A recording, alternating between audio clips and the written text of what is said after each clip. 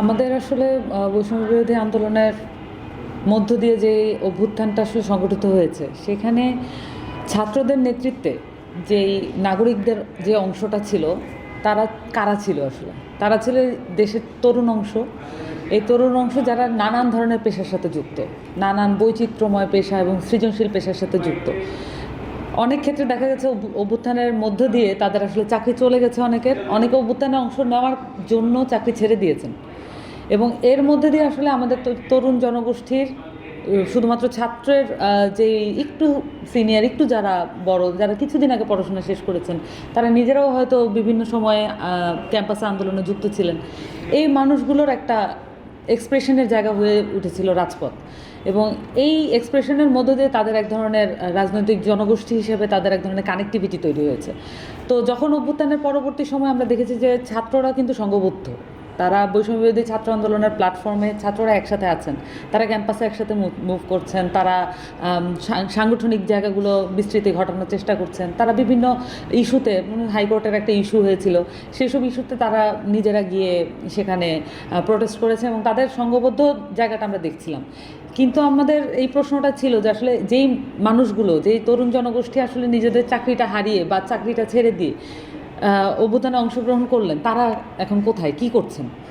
আমরা সবার সাথে তখন কানেক্ট করা শুরু করি, সকল পেশা যাদের সাথে আমাদের কানেকশন ছিল সবার সাথে কানেক্ট করা শুরু করি এবং সেই কানেকশনটা আমরা বিস্তৃতি ঘটানোর চেষ্টা করি, কারা এখন কোন অবস্থায় আছেন এবং অভ্যুত্থান নিয়ে তারা কী ভাবছেন, পরবর্তী বাংলাদেশের অবস্থা নিয়ে তারা কী ভাবছেন, কী করতে চাচ্ছেন।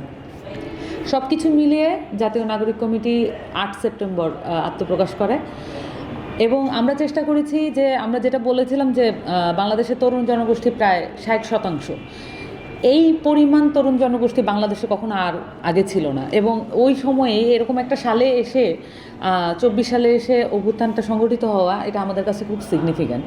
এটা পুরোটাই একটা জিনিসের দিকে একটা দিক নির্দেশনা দেয়, আমাদের একটা লক্ষ্যবস্তু ঠিক করে দেয়। সেটা হচ্ছে বাংলাদেশের তরুণদের জন্য একটা বড় মাইলফলক প্রয়োজন, যে মাইলফলকের মধ্যে দিয়ে তারা নিজেদেরকে নেতৃত্ব হিসেবে প্ল্যাটফর্মের একটা প্রয়োজন। সেই প্রয়োজনীয়তার মধ্যে দিয়ে আসলে জাতীয় নাগরিক কমিটির আত্মপ্রকাশ। আমি নিজেও আসলে ওই যে পেশাগত জীবনে আমি কিছুদিন যুক্ত ছিলাম এবং ছাত্র জীবনের রাজনীতি থেকে একদম পাট চুকিয়ে তারপর আমি পেশাগত জীবনে যুক্ত, এর মধ্যে আবার চাকরি ছেড়ে দেওয়া, সব কিছু মিলে আমারও ওই অবস্থাটা ছিল। তো যারা আসলে এই কমিটিতে যুক্ত আছেন, নানান মতের, নানান পেশার, নানান তরুণ, সবারই আসলে ব্যক্তিগত জীবনে অভ্যুত্থানের সময় আসলে সিনারিওটা খুব বেশি আলাদা না, কাছাকাছি, কিন্তু তারা নাগরিক কমিটিতে একসাথে আছে। আমাদের একটা সাংগঠনিক জায়গায় আমরা বেশি মনোযোগ দিচ্ছি আপাতত, এবং সাংগঠনিক পরিধি বিস্তার এবং আমাদের থানা কমিটিগুলো, আমরা প্রতিনিধি কমিটিগুলো দিচ্ছি এবং আমাদের এই মুহূর্তের পরিকল্পনা হচ্ছে এ মাসের মধ্যে সকল থানা প্রতিনিধি কমিটিগুলো, উপজেলা কমিটিগুলো আসলে শেষ করে ফেলা, যাতে করে আমরা পরবর্তী ধাপে উত্তরণ হতে পারি। কারণ আমরা প্রায় 3 মাস যাবৎ এই কার্যক্রমগুলো চালাচ্ছি।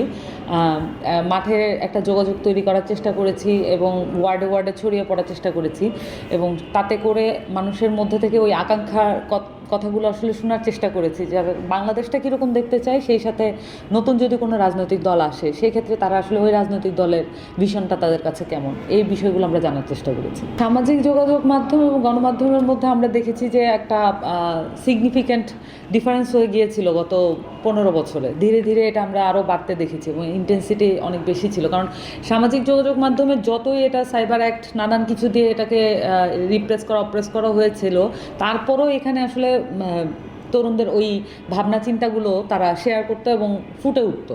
এবং জার্নালিজমের যেই একটা পার্ট আমরা দেখছিলাম, যে সামাজিক যোগাযোগ মাধ্যমে বিভিন্ন ভিডিও বিভিন্ন সময় লাইভে চলে যাচ্ছে আমাদের তরুণরা, তো এই জায়গাগুলো ছিল। কিন্তু আবার গণমাধ্যম, মূলধারার গণমাধ্যমের উপর, সংবাদ মাধ্যমের উপর এমন পরিমাণ নিষ্পেষণ চালানো হয়েছে, এমনভাবে এটাকে কন্ট্রোল করা হয়েছিল, এটা বেসিক্যালি আওয়ামী লীগের মিডিয়া ছাড়া আর কোনো কিছুই অবশিষ্ট ছিল না একটা পর্যায় পর্যন্ত। এটাকে মুক্ত করা এখন হচ্ছে আমাদের একটা বড় কাজ। সেই সাথে যা সামাজিক যোগাযোগ মাধ্যমও আমাদের একটা গুরুত্বপূর্ণ ভূমিকা পালন করছে এই মুহূর্তে, এটা অস্বীকার করার কোনো উপায় নেই যে আমাদের দেশের তরুণ জনগোষ্ঠীর বেশিরভাগ তরুণই আসলে সামাজিক যোগাযোগ মাধ্যমে নানানভাবে কানেক্টেড।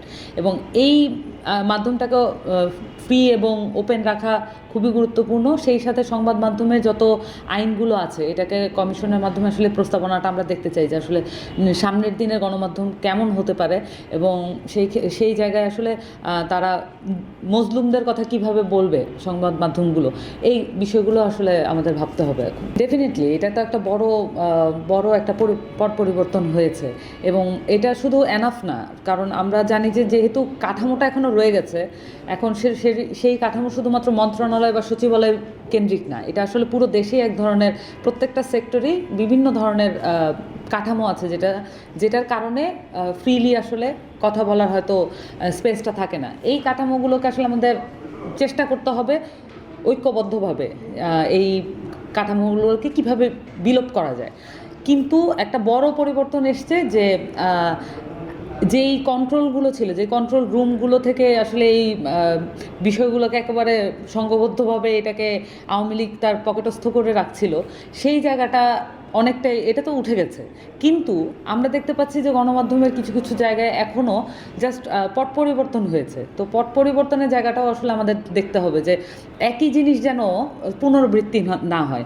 তো এক্ষেত্রে আমরা যেটা মনে করি যে কমিশনের মাধ্যমে একটা সঠিক এবং আইনি প্রসেসের মাধ্যমে গণমাধ্যমগুলোর ওয়েজ বোর্ড থেকে শুরু করে সব কিছুতেই একটা একটা সুস্থ স্বাভাবিক প্রক্রিয়া এবং সেই সাথে নীতিমালা ভিত্তিক হওয়া উচিত, যাতে করে গণমাধ্যমের কর্মীরা পুরো স্বাধীনতা ভোগ করতে পারেন এবং তাদের যে সংবাদ আসলে মানুষের প্রাপ্য, এই সংবাদগুলো তারা নির্দ্বিধায় পৌঁছে দিতে পারেন। আমার দেশ পত্রিকা one of the most repressed সংবাদ মাধ্যম। তো এই পত্রিকার আসলে যেই রেভলিউশনারি ক্যারেক্টার আমরা দেখেছি, এবং সেই সাথে আমার দেশ পত্রিকার সম্পাদক মাহমুদুর রহমান সাহেবের যে বিপ্লবী ভূমিকা আমরা দেখেছি, এটা নির্দেশ করে যে এই সংবাদ মাধ্যমের আসলে প্রচুর বিপুল সম্ভাবনা আছে সামনে বাংলাদেশের মানুষকে তার চাহিদা অনুযায়ী সংবাদ প্রোভাইড করার জন্য। এবং সেই সাথে আমরা মনে করি যে আমার দেশ পত্রিকা যেভাবে একদম ডিসাইড করেছিল, একদম সিদ্ধান্ত নিয়ে বাংলাদেশের মানুষের পক্ষে কথা বলবেই, এবং সেই জায়গাটা ধরে রাখার জন্য তাকে আসলে সব কিছু হারাতে হলে পত্রিকা সমস্ত কিছু হারালো, সেইটা আর কোনো দিন যাতে পুনরাবৃত্তি না হয়, এইটা আমরা সকল গণমাধ্যমের মধ্যে একটা জোট চাচ্ছি, এবং সকল গণমাধ্যম যাতে এই ক্ষেত্রে একমত থাকে যে যত যাই হোক না কেন সামনে, যত পট পরিবর্তনই হোক না কেন, যেই সরকারই আসুক না কেন, গণমাধ্যমের উপরে এই ধরনের হামলা, এই ধরনের নিষ্পেষণ যাতে আর কখনো না হয়। এবং আমার দেশ পত্রিকা অবশ্যই সেই জায়গায় সামনের সারিতে আছে এবং সেই বিপ্লবী ভূমিকা নিয়েই আছে। সমস্ত গণমাধ্যমের থেকে আমার দেশ পত্রিকার একটু আলাদা, এই কারণে এখন পর্যন্ত একটু আলাদা তার অতীত ইতিহাসের কারণেই, তার যে বেড়ে ওঠা এবং তার যে এখনকার জার্নি, এবং 15 বছরের পরে আবার তার জার্নি শুরু, এই জার্নির মধ্যে দিয়ে আসলে তার প্রতি প্রত্যাশাটা অনেক বেশি। এবং সেক্ষেত্রে আসলে আমরা বলবো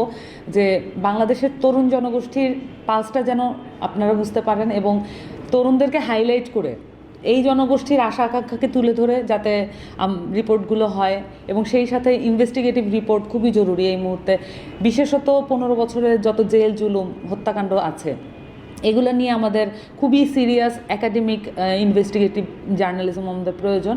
এই জায়গাগুলো আসলে আমার দেশ খেয়াল রাখবে বলে আমি আশা করি।